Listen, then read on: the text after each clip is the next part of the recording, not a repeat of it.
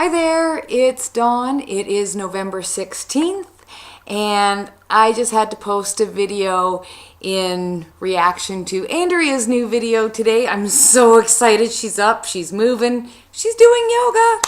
So proud of you. And then it struck me that maybe there's others of you out there post-angio like me that want to do yoga too. And since I practiced yoga for over 12 years, and I actually taught yoga for a couple of years, I just thought I'd do a couple of quick stretches and whatnot to help you all out. Because there's just one thing, Andrea, I noticed in your tree posture, and it was awesome. Loved it. You're brave. Just want to save your knees. So we'll get to that at the end of this. But if you are like Andrea and you've got your newfound balance and strength and you're a little tight and stiff and atrophied like most of us are when we get out of the treatment, just a couple stretches to help you kind of work those kinks out. I know I had serious tightness in my legs. It was a while before I could actually walk normal again, but now I'm at it. So, okay, lesson number 1 here. We're going to do something which is stand in mountain pose. And what mountain pose is your feet are in line with your hips and they're solidly on the ground. It's actually going to feel like you're pushing the floor away with your feet. While we're here, we're just going to start out by taking a few deep breaths. Breath is the most important part of yoga. It's not about how far you can stretch, what kind of pretzel move you can get into. Strictly about the breathing. So when you're breathing, what you're going to want to do is take a deep breath in. First, fill your belly, and then the chest, and then out with the belly, and out with the chest. We'll do it again. I won't talk. We'll try to breathe. So deep breath in, and out. You can actually feel your belly get bigger, and your chest get a little bit higher, and one more. Now you can either do these breaths, breathe out, with your mouth closed, or using your nose to breathe in and out. That's up to you. Now let's get a little movement going. So with your hands at your side, what we're going to do is going to take a deep breath in and raise those hands up all the way to the ceiling, touching the palms together, looking up at them, and then we're going to bring those arms down and breathe out. Really force your hands down. Really push them down to the ground and just let your chin come to your chest. And again, up, really stretching up. Feel it in the spine, the palms together, and then deep breath out and just pressing your hands down towards the ground. And again, one more in and up. And hands down by your side.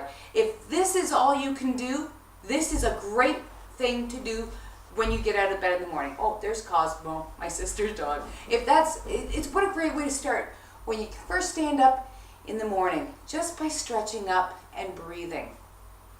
Now let's take it to one of my favorite postures ever, which is the standing forward bend. This is the bend where you're going to feel a lot of stretch in the back of the legs. It's also going to get you used to bending over again because, I had a hard time with that because, losing the balance when I was doing it. So anyway, want to make one point though when we're bending. You know where they put that needle or the incision in your groin? When they did your angioplasty, you can feel it. Everybody knows where their groin is. That's where we're going to want to bend from. A lot of people, when they go to bend over for something, they want to try and use their back to bend. Hate to tell you this, your back wasn't meant for bending.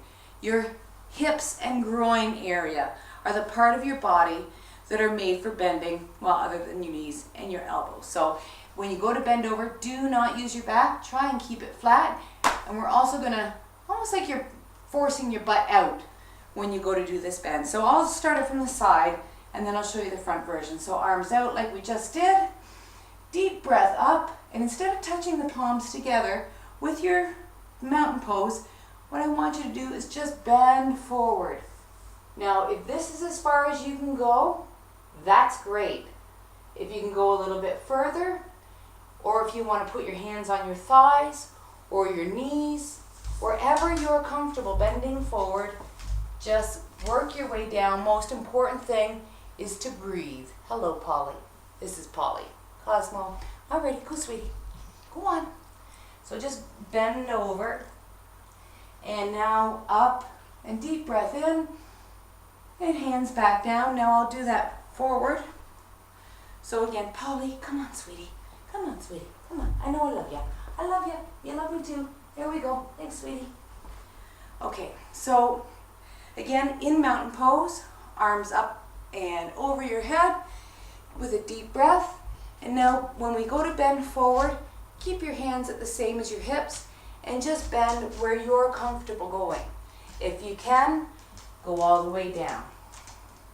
Now wherever you're at, whether it be on your knees or on your shins or just up here on your thighs, wherever you're at, as soon as you do that bend over, what I want you to do is take a deep breath in and look up and then release.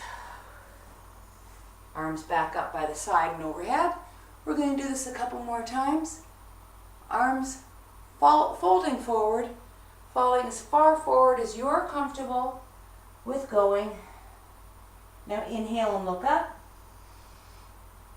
Exhale and release.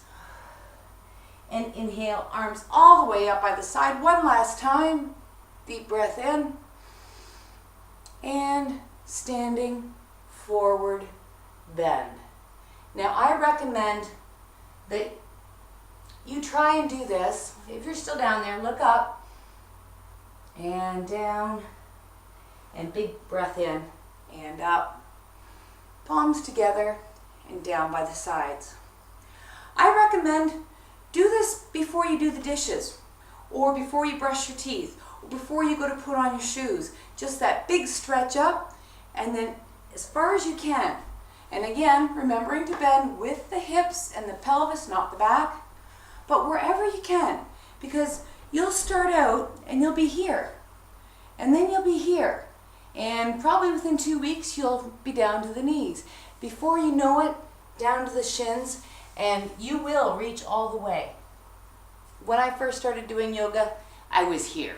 So, okay, another great stretch is I want everybody just put your legs in a straddle position and have one foot going forward, one foot going the other way into a 90-degree angle. And what we're going to do is lift our arms up. Be the proud, liberated army that we are. Also, really great for getting rid of the turkey sleeves. And just hold that. And then bend that front knee and breathe. And this was very similar to what Andrea was doing. While you've got that front knee bent, now if you want to, you can place your hand on your thigh, you can place it on your knee, you can put your arm on your knee, whatever you need to do for balance. If you're able to, hand right down to the floor and look up. And a great stretch. This is more advanced posture, but you'll get there.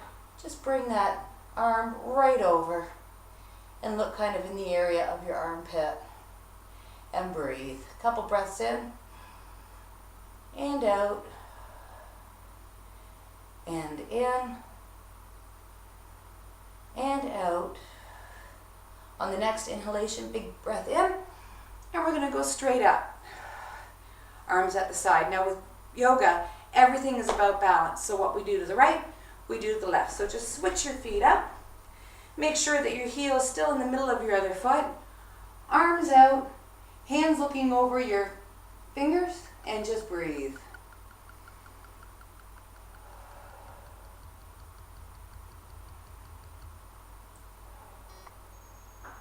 Now this is called Warrior One, and we all are warriors. And we're going to take a breath in and bend that front knee down into Warrior Two. Thinking about it now, doing the warrior postures, so appropriate for where we are. We are all warriors. Big breath in, and we're going to do that front stretch. So if you want, place your hand on your thigh on your knee, your hand down to your knee, whichever is most comfortable for you. If you're able to, just put it flat on the floor, and your other hand naturally comes up, and breathe. If you can, look up at those fingers up top, in whichever position you're at. If you can look at the fingers up there, it is more advanced, but a great challenge for your balance. And then in and up, hands at the side, and what we're going to do is just switch our feet forward. So here's the one that I really wanted to get to for you, Andrea. I love that you're doing the tree and trying yoga. I love yoga, so I'm so excited to introduce people to it. Just a couple of pointers to make sure that it's safe when you are doing it. So what we're going to want to do is keep one leg like a trunk of a tree. That's why this is the tree. This is your tree trunk. These are your branches. So Andrea was able to do it just by pulling her foot up. Now that's great. Some people might only be able to put their foot to their heel. Again, that is fantastic. You're at least standing. And I'll never take that for granted again. I like to get my leg up as far as I can, so I actually grab my foot, place it against my thigh, wherever you're at. Oops, tree sway. Just bring those arms up and breathe. Woo. Now when you bring the legs down and your arms down, what I want you to do is just take a little dip. That's really going to protect your knee joints. So we'll do it on the other side, because like I said, everything in yoga, one side and the other. Again, wherever you're comfortable placing your foot, whether it be on your ankle or your shin, oops, or further up. Once you get your balance, just pick a spot in front of you, arms up, and breathe.